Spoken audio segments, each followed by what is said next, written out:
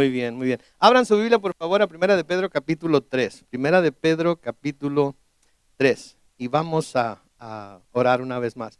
Padre Celestial, al abrir tu palabra, te pedimos, oh Dios, que tú bendigas nuestro tiempo en ella, que por el poder de tu Espíritu nos enseñes, Padre Santo, las cosas que deseas que sepamos acerca de ti, de tu plan para nuestras vidas, Señor, y que una vez conociendo ese plan, podamos estar dispuestos a que tú lo pongas en práctica en ellas. En el nombre de Cristo Jesús. Amén. Muy bien, estamos en Primera de Pedro, en el capítulo 3. Quiero comenzar hablando acerca de las ideas o algunas de las ideas que tenemos en nuestra cultura oriental, ¿sí? Que a veces nos lleva a pensar cosas o nos lleva a deducir que las cosas tienen que pasar como creemos que deben pasar si hacemos las cosas que nosotros creemos que debemos hacer. Tenemos la idea de que si hacemos todo como debemos y seguimos lo que se ha catalogado como bien y bueno en nuestras vidas, ¿sí? Que probablemente todo lo que hagamos, ¿sí? No le hace que sea, nos tiene que salir bien. Y que porque estamos haciéndolo todo bien y porque estamos haciéndolo todo según el plan, nada nos va a salir mal. Nunca o casi nunca. O no debe de. Y por lo pronto, si estamos haciendo todas las cosas bien, no debe de haber ningún problema, ¿verdad? Mi mamá, que es una mujer muy dicharachera, siempre me dijo, Carlos Manuel, el que nada teme, no, el que nada debe, nada teme. Pero saben que a veces no debemos nada, al menos no sabemos que debamos algo. Y a veces nos llegan diferentes ataques que a veces nos hacen temer y nos hacen preguntar, pero ¿por qué si todo lo estoy haciendo bien? ¿Verdad? Esta carta que Pedro ha escrito aquí, está escribiendo a un grupo de personas que no estaban haciendo nada malo. Lo único que estaban haciendo era proclamando a Cristo como su Señor. Lo único que estaban haciendo era seguir sus enseñanzas. Lo único que estaban haciendo era obedecer lo que Él les encomendó que hicieran antes de que Él ascendiera al cielo. Pero aun cuando solamente estaban haciendo todo lo que se les había dicho que hicieran y lo estaban haciendo de una manera correcta, ¿sí? Estaban sufriendo persecuciones y tribulaciones por ello. ¿Sí? Este es un concepto que para nosotros no podemos entender. Porque de nuevo, si todo lo estamos haciendo bien, si todo estamos haciéndolo como debe ser, entonces ¿por qué está pasando esto? Sí, les puedo dar un ejemplo. Mi esposa, por ejemplo. Mi esposa en los últimos 5 o 6 años, se dedicó mucho a comer muy saludablemente, a buscar cosas que no tenían ninguna química ni ningún tipo de cosas que pudieran causarle a ella ningún daño, porque tenía el historial de haber tenido cáncer en la tiroides hace 15 años. Y siempre nos decía a mis hijos y a mí que comiéramos más saludable y cocinaba la comida de cierta forma, etc. Todo lo estaba haciendo bien, estaba yendo cada año a que la revisaran, etc. Todo lo estaba haciendo bien. Pero de todas maneras llegó el momento en el que fue con el doctor y le dijeron, ¿sabes qué? Tienes cáncer. Y es un cáncer diferente al que tuviste hace 12 años. Y es un cáncer más agresivo.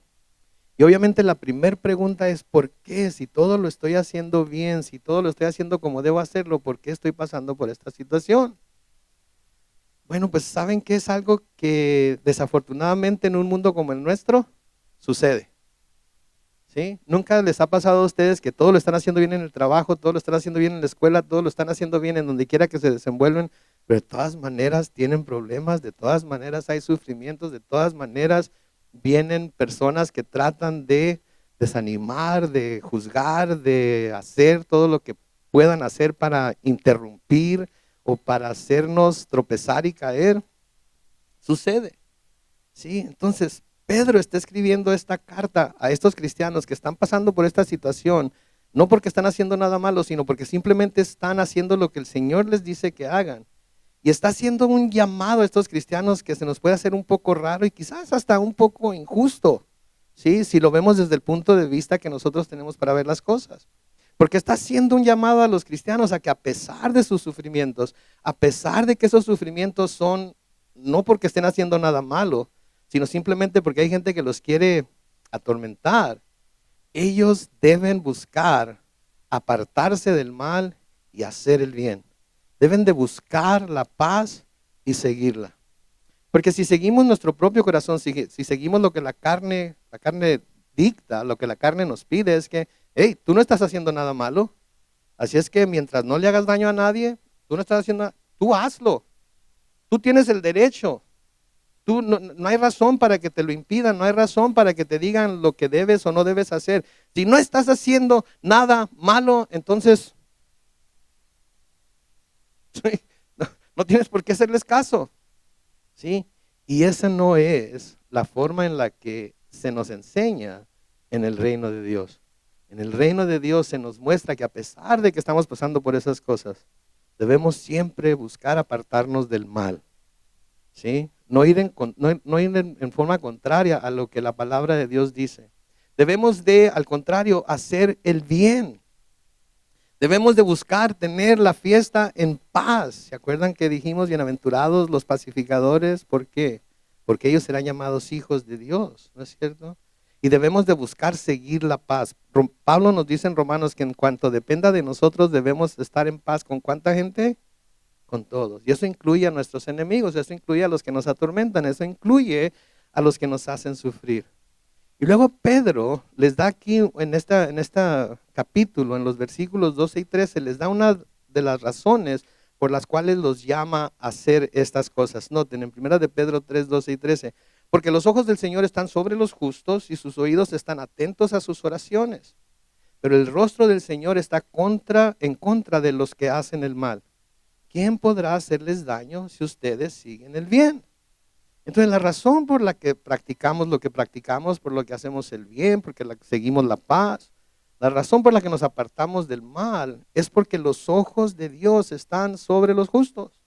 Los ojos de Dios están sobre aquellos que han sido justificados por el Señor Jesucristo y que buscan, ¿sí?, hacer lo que una persona justificada ya sabiéndose salva, ¿sí?, trata de hacer y trata de vivir como el Señor nos llama a vivir.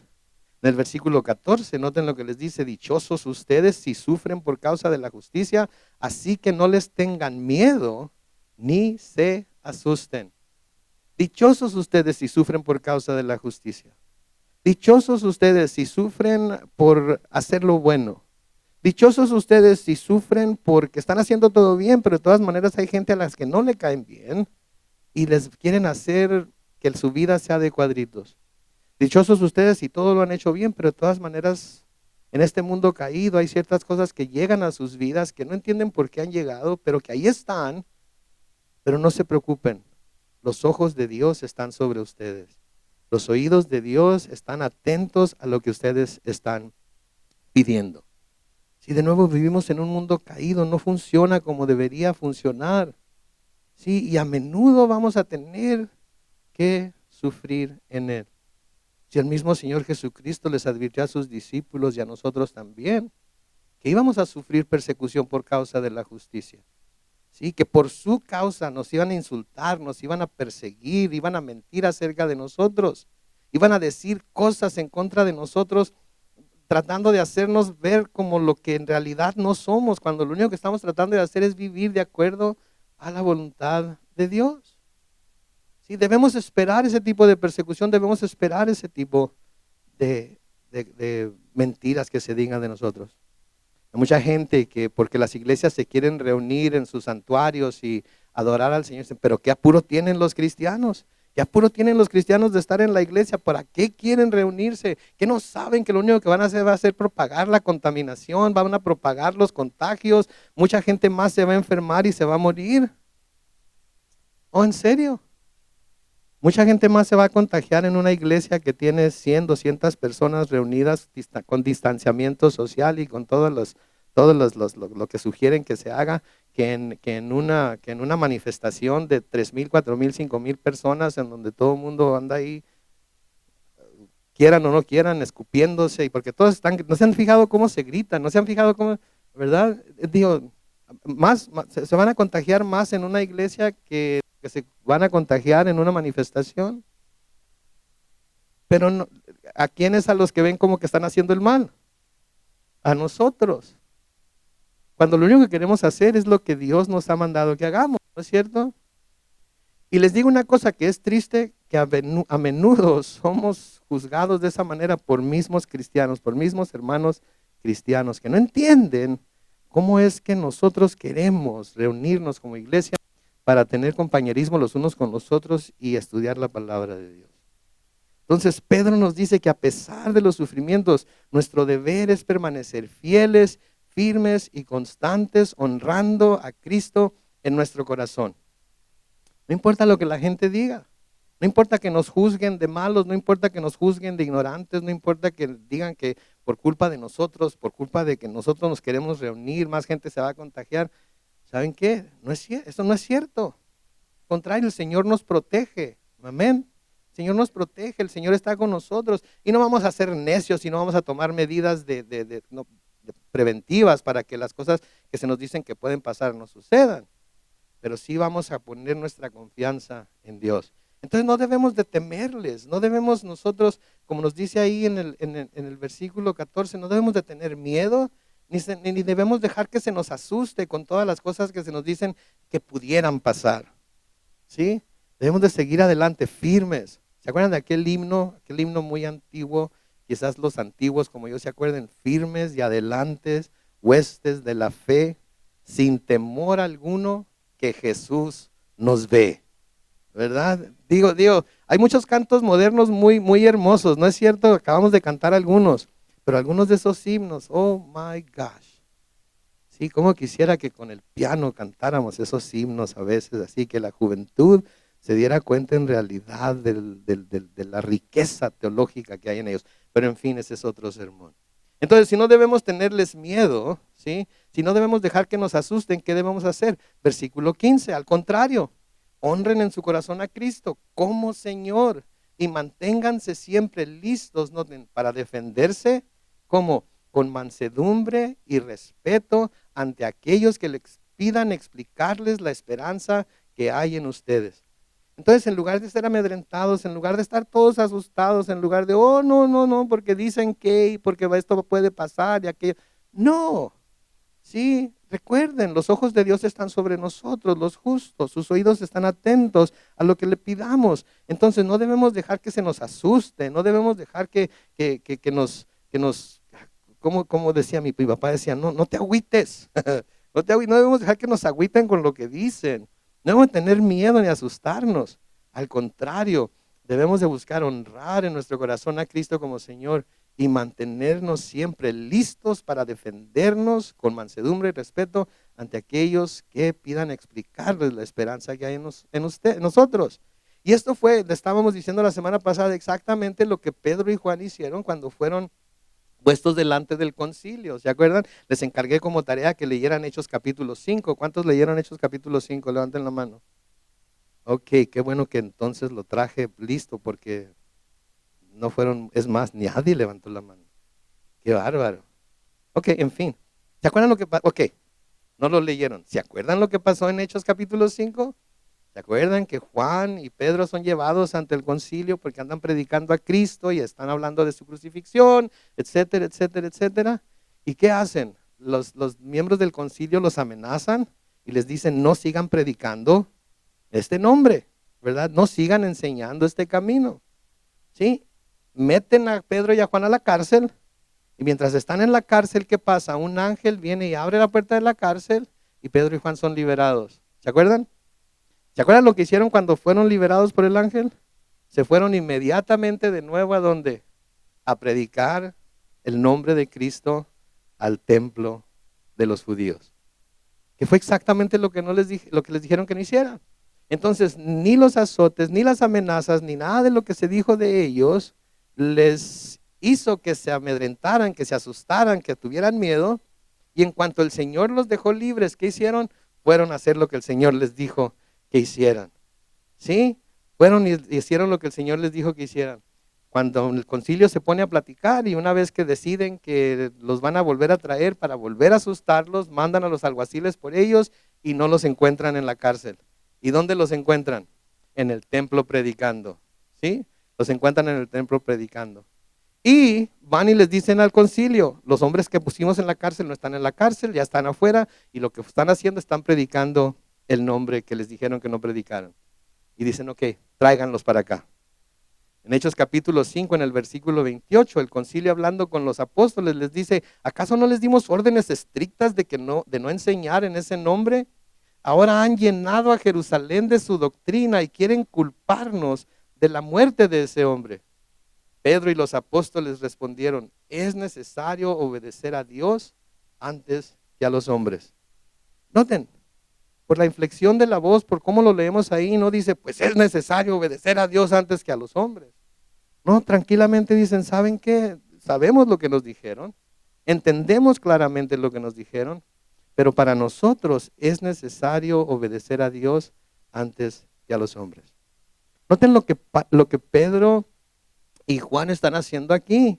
Están honrando al Señor con su testimonio y reconociendo que Jesús es su Señor. Por lo tanto, están diciendo que ellos le van a obedecer a Él a pesar de las aflicciones y sufrimientos que esto les pudiera traer. Esto es lo que están haciendo, honrando a Cristo en su corazón como Señor. Y están diciendo que porque es su Señor, ellos van a hacer lo que Cristo les dijo que hicieran, a pesar de las amenazas del concilio, ¿sí? Porque quieren ser obedientes a Él y quieren honrarlo por sobre todas las cosas. Y luego, ¿qué hacen?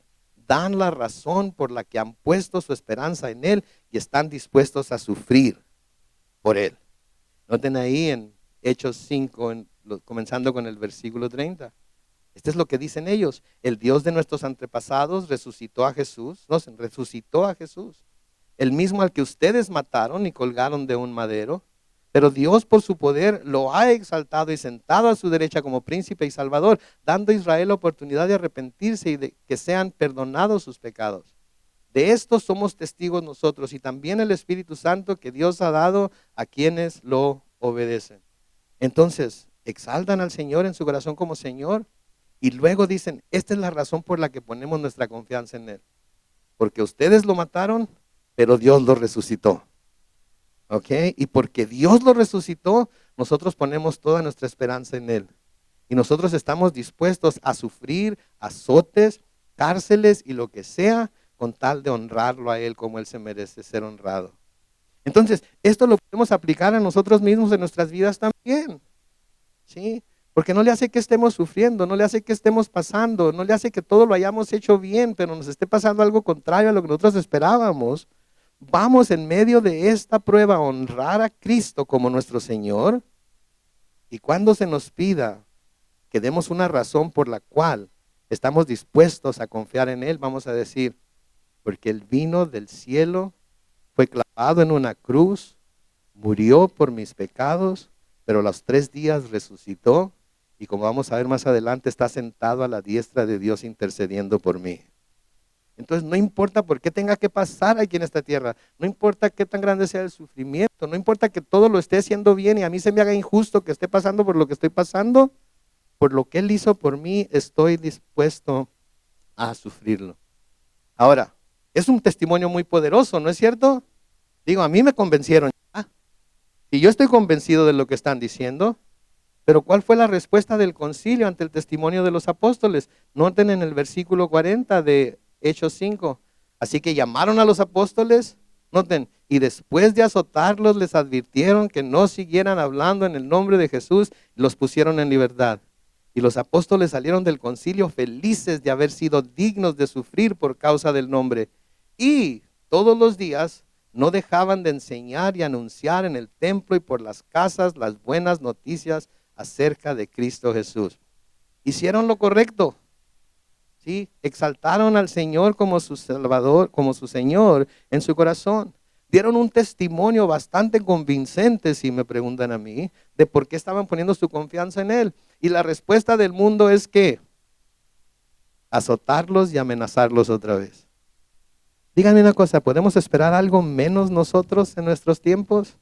Ahorita que a Dios se está tratando de sacar de todo lugar público, se está tratando de sacar de las escuelas, están tratando de cerrar las iglesias y que la gente no se reúna, etcétera, etcétera. ¿Podemos esperar un trato menos o mejor que ese? Yo creo que no, especialmente cuando estamos predicando el verdadero evangelio de Jesucristo, especialmente cuando estamos abriendo las escrituras delante de la gente y estamos enseñándoles lo que las escrituras dicen. ¿sí? El profeta Isaías nos dice en Isaías 8:13, santifiquen al Señor de los ejércitos y solo a Él, que Él sea para ustedes la única razón de temor. En otras palabras, si vamos a temer a alguien, que sea ¿quién? A Dios. Todos los demás, no hay nada que nos puedan hacer, ni Satanás mismo. Porque Satanás quizás pueda matar nuestro cuerpo físico, ¿sí? Pero Satanás nunca puede atentar nada contra nuestra alma eterna, ¿sí? Porque estamos en las manos del Señor. Sigue Pedro aquí aconsejando a los cristianos en el versículo 16 y les dice, tengan una buena conciencia para que sean avergonzados aquellos que murmuran y dicen que ustedes son malhechores y los calumnian por su buena conducta en Cristo. Tengan una buena conciencia. Por conciencia, por exaltar el nombre de Cristo, hagan las cosas como deben de ser. No hagan cosas que pudieran avergonzar a la iglesia, no hagan cosas que pudieran avergonzar al cuerpo de Cristo, no hagan cosas que pudieran avergonzar a Cristo. ¿Sí? Entonces, tengan una buena conciencia.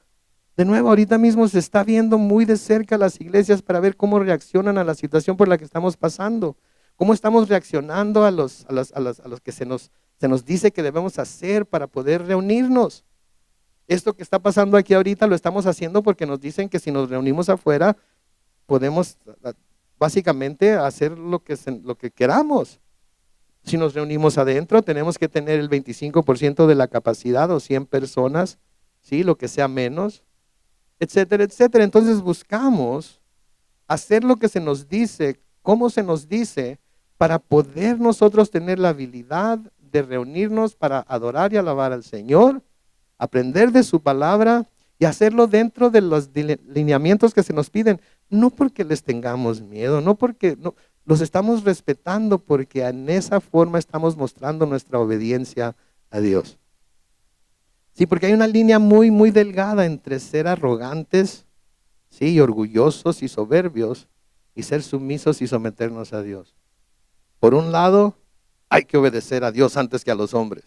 Es que pase lo que pase, yo voy a abrir mi iglesia y voy a hacer que todo mundo venga, que no haya distanciamiento, que no se pongan máscara, y aquello, porque yo no he visto nada en la Biblia que hable de máscaras o distanciamiento o viruses o nada de eso. ¿Sí? Pero sí he visto que debemos obedecer a Dios antes que a los hombres. Y ahorita lo estamos haciendo. ¿Sí? Pero luego hay otros que están del otro lado, ¿verdad? Hay que someternos al gobierno en todo lo que digan. Bueno, pues todo en lo que no vaya en contra de lo que la palabra de Dios dice. Y hasta ahorita a mí no me ha llegado ninguna carta, ninguna llamada telefónica, ningún email de parte del gobierno que me diga no puedes seguir predicando el nombre de Cristo. Así es que, mientras no me digan que no puedo predicar el nombre de Cristo, no me están pidiendo que haga algo que vaya en contra de lo que la voluntad de Dios es. Amén. Entonces nos están viendo y nuestra respuesta debe ser tal que podamos estar seguros y conscientes de que lo que hagamos va a servir para que el Señor sea exaltado y nosotros no seamos vistos como malhechores, sino todo lo contrario, que vean nuestra buena conducta y ellos sean avergonzados por habernos acusado de lo que sea que nos acusen. ¿Sí? Que ellos sean los avergonzados por habernos acusado de lo que sea que nos acusen sin tener ningún fundamento, sin tener ninguna razón. Sí, Pablo les escribe a los filipenses en Filipenses 1, 27 al 29, solo compórtense ustedes como es digno del evangelio de Cristo, para que ya sea que vaya a verlos o que me encuentre ausente, sepa yo que ustedes siguen firmes en un mismo espíritu y luchando unánimes por la fe del evangelio, sin que nada los intimiden los que se oponen. Para ellos ciertamente es indicio de perdición, pero para ustedes lo es de salvación, y esto de parte de Dios.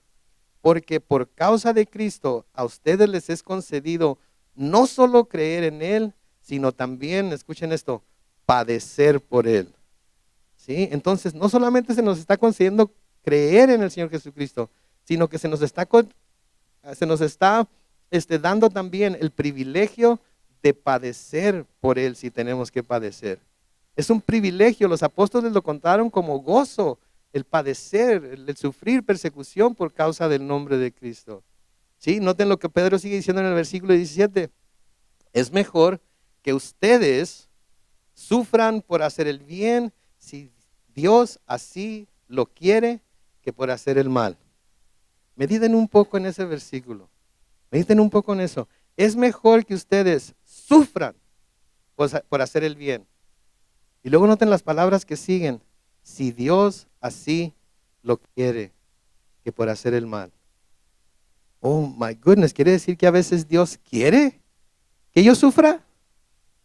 ¿Quiere decir que a veces es la voluntad de Dios que pase por pruebas y tribulaciones? ¿Quiere decir que a veces es la voluntad de Dios que me enferme? ¿Quiere decir que a veces es la voluntad de Dios que muera? Sin temor a equivocarme, puedo decirles que eso es exactamente lo que quiere decir. Que si Dios ha de alguna manera llegado a la conclusión de que para nosotros es mejor sufrir un poco, es mejor que suframos por hacer el bien, si Dios así lo quiere, que sufrir por hacer el mal.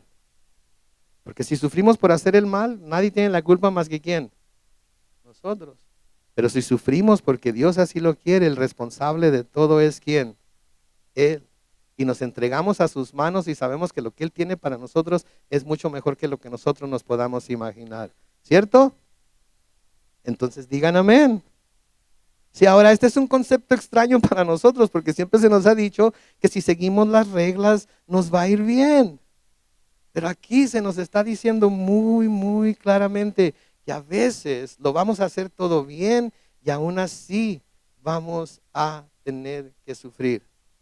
Sí, ahora, Pedro no está diciendo que como cristianos estamos destinados a siempre estar sufriendo, aunque a veces así se siente, ¿no es cierto? A veces sentimos como que tenemos un montón de tiempo sufriendo esto que está pasando, pero en realidad no es un montón de tiempo, ¿verdad? Han sido unos cuantos días, quizás unas cuantas semanas, algunos unos cuantos meses, otros unos cuantos años. ¿Cuántos han estado sufriendo por el mismo sufrimiento 50 años? Levanten la mano. Pero a veces pasamos una semana de sufrimiento y sentimos como que son 5,000 años, ¿verdad? ¿Por qué? Porque esta es nuestra condición humana. Entonces no está diciendo que estamos destinados a pasar una vida de sufrimiento. Pero lo que sí está diciendo Pedro es que los seguidores de Cristo debemos asegurarnos de que si vamos a sufrir, nuestro sufrimiento debe ser el resultado de hacer el bien y de serle fiel a Dios en lugar de sufrir por haber hecho lo malo. Entonces, si estoy sufriendo y yo sé que estoy sufriendo por que estoy haciendo lo que Dios me dice, y yo sé que estoy sufriendo a pesar de estar haciendo el bien, entonces quizás la voluntad de Dios sea que pase por este sufrimiento, pero en todo ello voy a buscar honrarlo a Él y no soltarme de Él, porque Él es el único que me puede dar esperanza para seguir adelante. ¿Sí?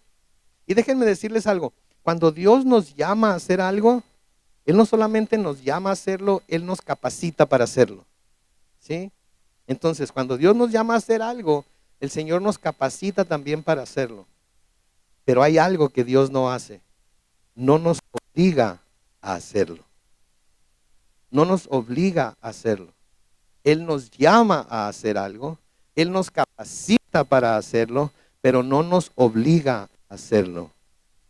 Tenemos que dar ese paso de fe, ¿sí? Y comenzar a hacer lo que Él nos ha llamado a hacer, confiando en que Él también nos ha capacitado para hacerlo. Y vamos a ver su poder manifestado en nosotros, aun cuando lo que nosotros tenemos para ofrecer es pura debilidad humana. Entonces, escuchen eso otra vez. ¿Sí? Cuando Dios nos llama a hacer algo, Él nos capacita para hacerlo, pero Él nunca nos va a obligar a hacerlo. ¿Sí? Y la palabra de Dios nos dice que Él nos da tanto el querer como el hacer. Pero eso no quiere decir tampoco que nos obliga. Eso quiere decir que cuando nosotros nos damos a la tarea de hacerlo, Él está ahí para darnos lo que necesitamos para llevarlo a cabo. ¿Sí? Y también está diciendo que el sufrimiento muy bien puede ser parte del plan. Ok, voy a preguntar primero, esta pregunta. ¿Cuántos creen que Dios tiene un plan perfecto para nuestras vidas? Ok, Voy a preguntar otra vez. ¿Cuántos creen que Dios tiene un plan perfecto para nuestras vidas? Ok. Ok, me da gusto que digan eso. Porque lo que Pedro está diciendo aquí es que el sufrimiento por el que estamos pasando muy bien puede ser el plan perfecto de Dios para nuestras vidas. ¿Cuántos siguen creyendo que Dios tiene un plan perfecto para nuestras vidas? Aunque estemos sufriendo, aunque estemos pasando por pruebas, aunque estemos pasando por tribulaciones, aunque no hayamos hecho absolutamente nada malo y todo lo hicimos bien, pero de todas maneras hay sufrimiento en nuestras vidas. Gloria a Dios. Gloria a Dios, porque si en verdad creemos eso, no hay nada que pueda venir en contra de nosotros que nos vaya a hacer dudar del poder de Dios, que nos vaya a hacer dudar de nuestra fe, que nos vaya a hacer que corramos amedrentados, asustados, a escondernos, porque los ojos de Dios están sobre los justos y sus oídos están atentos a nuestras peticiones. ¿Sí? Entonces eso nos debe liberar. Porque si en realidad creemos que Dios tiene un plan perfecto para nuestras vidas, el sufrimiento por el que estoy pasando ahorita y que he estado pasando todo este año es parte del plan perfecto de Dios para mí. Y lo acepto con todo mi corazón. Lo acepto porque yo sé que hay algo mucho mayor, mucho más grande, mucho más perfecto en mi sufrimiento que lo que yo me puedo imaginar ahorita. ¿Sí? El Salmo 143 y el versículo 10 dice, tú eres mi Dios, enséñame a hacer tu voluntad y que tu buen espíritu me guíe por caminos rectos. Tú eres mi Dios, enséñame a hacer tu voluntad y que tu espíritu me guíe por esos caminos rectos que tú me quieres llevar, a pesar de que a veces en esos caminos voy a encontrar sufrimiento, a pesar de que a veces en esos caminos voy a encontrar aflicción. En Hebreos capítulo 10, los versículos 7 al 9, dice, entonces dije, Jesucristo hablando aquí, dice, mi Dios, aquí estoy para hacer tu voluntad, como está escrito de mí en el libro. Al decir primero, no quieres ni te agradan sacrificios, ni ofrendas, ni holocaustos, ni expiaciones por el pecado, cosas que se ofrecen según la ley. Y luego añadir en el versículo 9, aquí estoy para hacer tu voluntad. Quítalo primero para establecer esto último. Por esa voluntad somos santificados mediante la ofrenda del cuerpo de Cristo hecha una sola vez y para siempre. Noten, Jesucristo sabía que el camino que el Señor, su Padre, estaba poniendo delante de él, lo llevaría ¿a dónde? ¿A dónde iba a llevar a Jesucristo el camino que Dios, su Padre, puso delante de él? A la cruz. ¿Y qué dijo él? Mi Dios, aquí estoy para hacer tu voluntad. ¿Sí?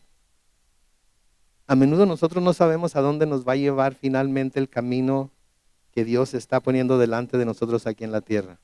¿Sí? Pero así como Jesucristo, por el gozo puesto delante de él, sufrió el oprobio y sufrió la muerte de cruz, así nosotros, por el gozo que está puesto delante de nosotros, debemos de decir, Señor, aquí estoy para hacer tu voluntad. Porque ¿cuál es el gozo que Dios tiene delante de nosotros? ¿La cruz? No, eso ya Jesucristo lo pagó. El gozo que Dios tiene delante de nosotros es estar con Él en el cielo por una eternidad. ¿Sí? Es estar con Él en el cielo por una eternidad. Versículo 18 dice, porque también Cristo padeció una sola vez por los pecados, el justo por los injustos, para llevarnos a Dios. En el cuerpo sufrió la muerte, pero en el espíritu fue vivificado.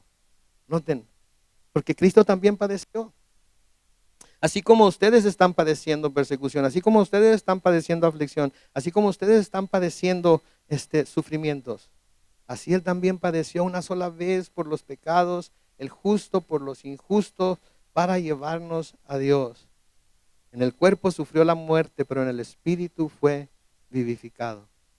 Si en el capítulo 2 de Primera de Pedro, en el versículo 21, Pedro nos dice que nosotros fuimos llamados para esto. Porque también Cristo sufrió por nosotros, con lo que nos dio un ejemplo para que sigamos sus pasos. ¿Saben qué? Si el Señor retrasa su venida, todos vamos a seguir los pasos de Jesucristo y vamos a tener que pasar por la muerte, ¿sí? Pero no debemos temer, porque el Espíritu de Dios está en nosotros, ¿sí? El Espíritu de Dios está en nosotros. Y el mismo Espíritu que resucitó a Cristo es el Espíritu que está en nosotros. Y ese mismo Espíritu es el que un día nos va a vivificar si tenemos que pasar por la muerte. De nuevo, la segunda parte del versículo 18, en el cuerpo sufrió la muerte, pero en el Espíritu fue vivificado. El Espíritu, nos dice en Juan 6:63, es el que da vida. La carne para nada aprovecha. ¿Escucharon eso? El Espíritu es el que da vida, la carne para nada aprovecha. Piensen, ¿para qué aprovecho? ¿Qué provecho le sacamos a este cuerpo que tenemos? Piensen, realmente los que ya estamos, vamos de bajada, ¿verdad? ¿Qué provecho podemos encontrar en este cuerpo? Tratamos de mantenerlo saludable, ¿no es cierto? Sí, tratamos de mantenerlo en forma, ¿sí? Y no se les olvide que la O también es una forma, ¿ok? ¿Verdad? Entonces tratamos de mantenerlo en forma, tratamos de mantenerlo sano, tratamos de mantenerlo bien vestido, bien cuidado, bien lavado, etcétera, etcétera. ¿Y de qué nos aprovecha? De todas maneras nos estamos haciendo mayores, ¿verdad? De todas maneras, cada día que amanece tenemos un nuevo dolor. De todas maneras, hay tantas cosas dentro de la familia, fuera de la familia, en el trabajo, fuera del trabajo, que nos afligen, ¿no es cierto? De todas maneras, hay tantas cosas que vienen a nuestra mente y tratan de robarnos la paz. Entonces, ¿qué ganancia le sacamos a la carne? Al menos que sea carne asada, ¿verdad? Entonces sí. Pero a esta carne, ¿qué ganancia le sacamos? Nada. Sin embargo, a menudo pasamos más tiempo cuidando de la carne que cuidando del espíritu, ¿verdad? Y la verdad es que el espíritu es el que nos da la vida. La carne se va a deshacer si tenemos que morir y somos sepultados. Sí, la carne va a deshacerse, ¿sí?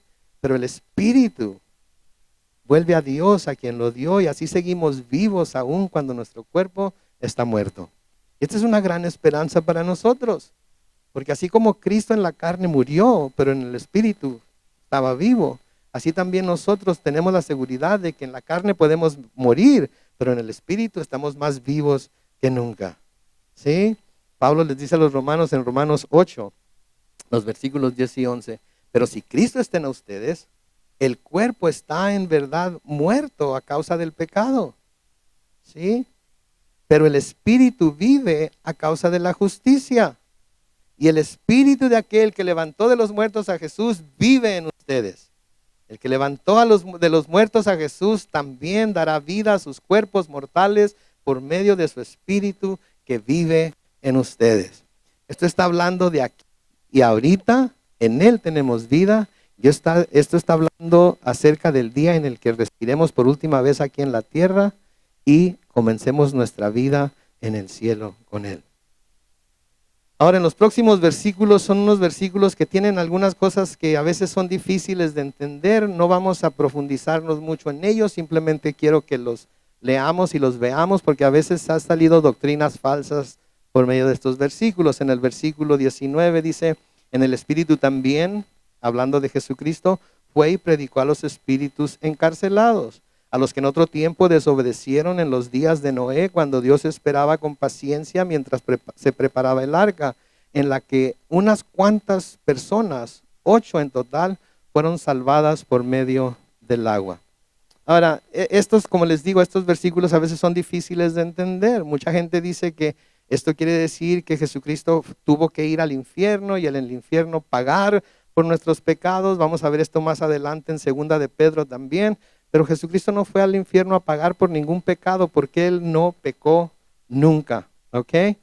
pero sí se nos dice que fue al Hades a predicar a los espíritus encarcelados. ¿Qué quiere decir esto? Bueno, pues como muchas de las cosas que hay en la Biblia, hay varias interpretaciones de estos versículos. ¿Sí? Hay varias interpretaciones de estos versículos. Una de las interpretaciones dicen que aquí se está describiendo a Jesús yendo al lugar en donde se encontraban los ángeles caídos, encarcelados, y declarándoles su victoria final sobre la maldad por su obra en la cruz. Si ustedes se acuerdan, en Génesis capítulo 6 se hablan de los ángeles que tuvieron relaciones, supuestamente algunas versiones dicen, con mujeres, y de ahí nacieron gigantes, etcétera, etcétera. Y esos ángeles fueron encadenados y encarcelados, de lo que nos habla Judas también, y como vamos a ver más adelante en segunda de Pedro, ¿sí? Entonces es una de las versiones que fue a predicarle a estos ángeles para decirles: ya obtuve la victoria que se les dijo, que ustedes no quisieron reconocer que un día iba a tener. Otros dicen que estos espíritus a los que se les fue a predicar son espíritus humanos. O sea que Jesús fue a predicar a los espíritus de los seres humanos que murieron en los días de Noé. Sí, que por su incredulidad ahora se encuentran en el Hades y del infierno.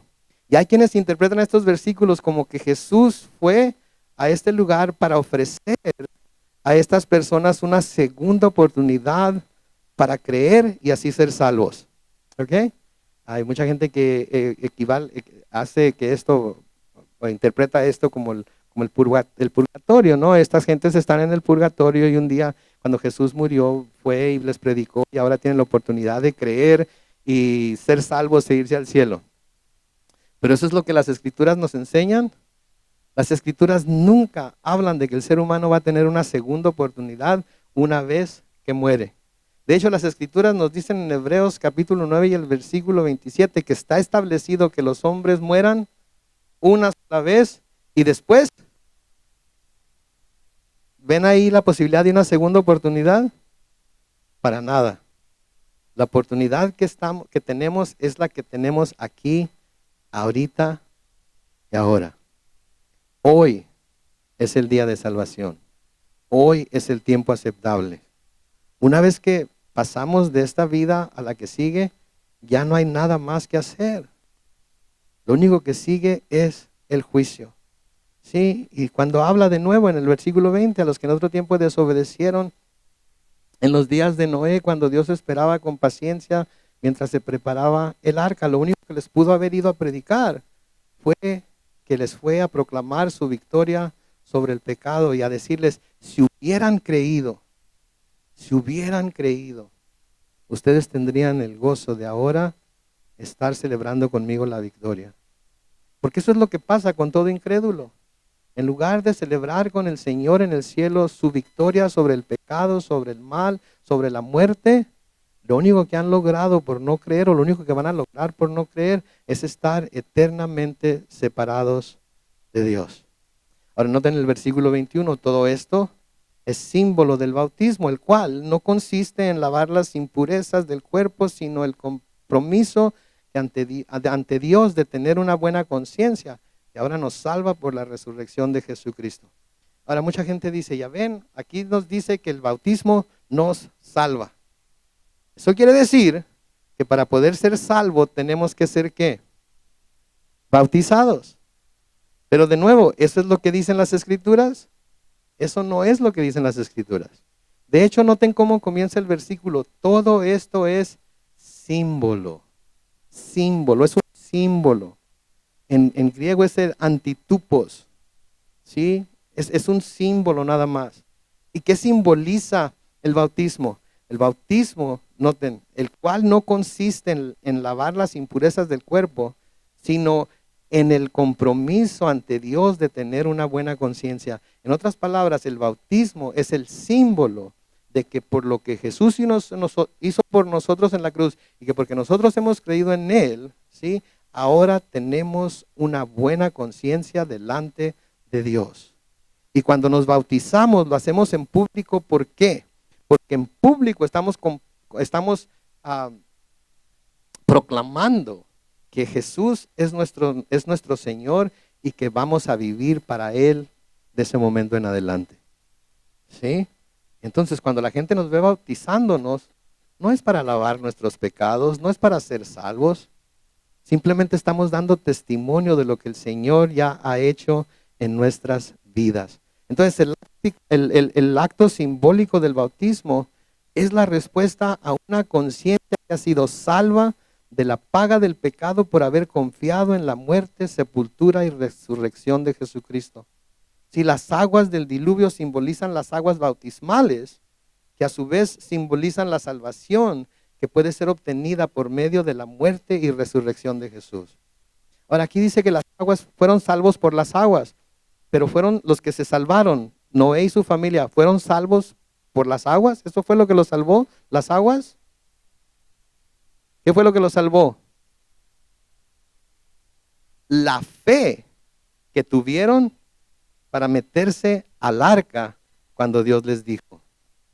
Entonces su salvación no está en el agua, su salvación está en el arca. Nuestra salvación no está en las aguas del bautismo, nuestra salvación está en nuestra arca, que es ¿quién?